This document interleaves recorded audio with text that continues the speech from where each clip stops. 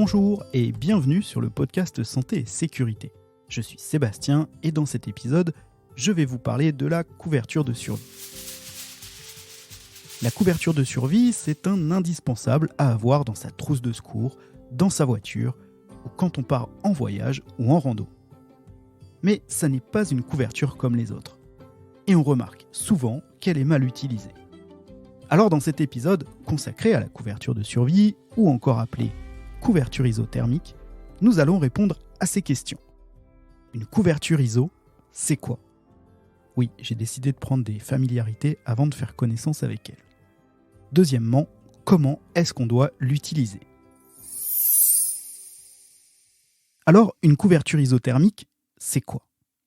La couverture ISO, c'est une couverture qui est imputrescible, imperméable et indéchirable, fabriquée en PET. Le PET, c'est le polytéréphtalate d'éthylène. Bon, en clair, c'est du plastique. Cela dit, pas n'importe quel plastique, puisqu'il paraît que c'est le plastique le plus recyclable du monde. D'ailleurs, savez-vous que le PET a été créé par la NASA ? Et c'est la NASA qui a au départ utilisé cette couverture, pour un tout autre usage que le premier secours d'ailleurs. 6, 5, 4, 3, 2, 1. Si vous voulez en savoir plus, je vous invite à lire le super bouquin de notre copine Alexia Dedieu, Le cahier de notes d'Alex. À la page 179, elle nous raconte toute l'histoire de la couverture de survie. Ça parle de marathon, de la NASA.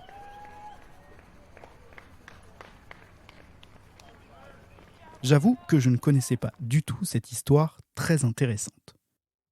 Le cahier de notes d'Alex, c'est un bouquin qui vous raconte tout ce que vous avez toujours voulu savoir sur le secourisme, mais qu'on n'a généralement pas le temps d'aborder dans les formations au premier secours. N'hésitez pas à aller écouter notre épisode 29. Alexia était venue nous faire un petit coucou sur le podcast pour nous en parler. Bref, revenons-en à notre couverture de survie. Je disais donc que cette couverture est faite de plastique avec un revêtement métallique sur chaque côté, une face argentée et une face dorée. Tout à l'heure, j'appelais notre couverture par son petit nom, la couverture ISO. ISO pour isothermique. Mais qu'est-ce à quoi ?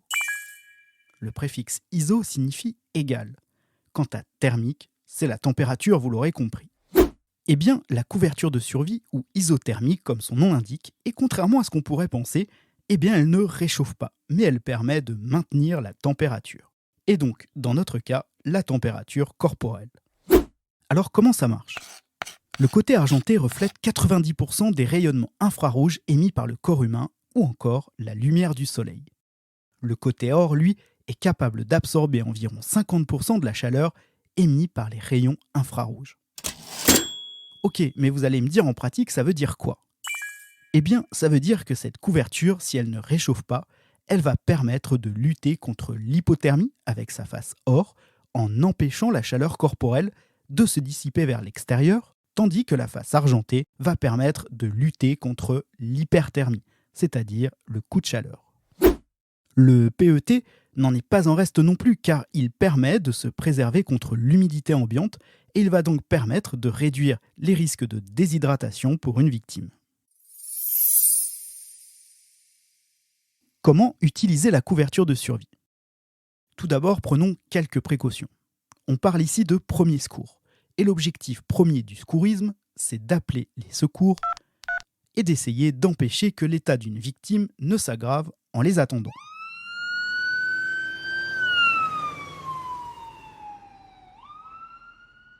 N'utilisez pas cette couverture à côté de flammes ou de braises. N'oubliez pas qu'elle est en partie en plastique. Ne l'utilisez pas en cas d'orage. Ces faces contiennent du métal, ce qui rend cette couverture conductrice de l'électricité. Et d'ailleurs, pour la même raison, si malheureusement vous deviez utiliser un défibrillateur, n'oubliez pas d'enlever cette couverture. Pour mettre en place la couverture, il faudra que la victime soit préparée. Si la victime est mouillée, séchez-la, car l'humidité ne permet pas un bon fonctionnement de la couverture. Si la victime est en hypothermie, réchauffez-la avant de l'emballer dans la couverture isothermique. La couverture de survie peut s'utiliser de différentes manières. Dans la majorité des cas, en premier secours, elle est utilisée pour empêcher le refroidissement. Dans cette situation, vous allez emballer la victime dans la couverture, la face argentée contre son corps, et donc la face couleur or vers l'extérieur.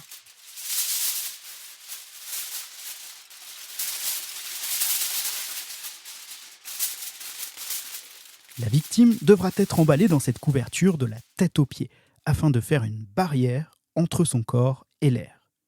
Il ne faut toutefois pas que la victime soit serrée complètement dans la couverture, pour permettre à la face argentée de refléter les rayons infrarouges émis par le corps de la victime. Il doit y avoir un léger espace entre la personne et la couverture. Bien sûr, si on glisse la couverture sous la tête de la victime pour l'isoler du sol, la tête sera la seule partie de son corps qui ne sera pas emballée, les risques d'étouffement étant importants. Maintenant, si vous souhaitez éviter le réchauffement de la victime cette fois, cette technique est moins utilisée, mais elle est utile en cas d'insolation ou de coup de chaleur. Eh bien, on emballera la personne de la même manière dans la couverture, mais en inversant le sens. Le côté or contre son corps et le côté argenté vers l'extérieur. Voilà, vous savez maintenant comment utiliser une couverture de survie.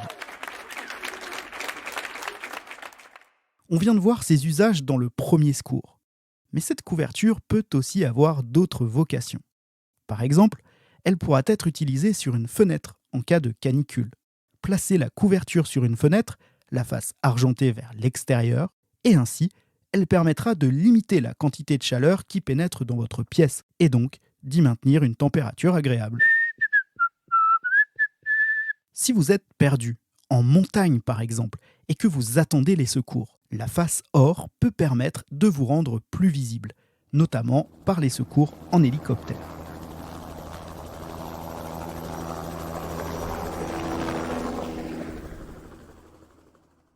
Les randonneurs et les campeurs aussi utilisent parfois la couverture de survie pour isoler leur tente en bivouac.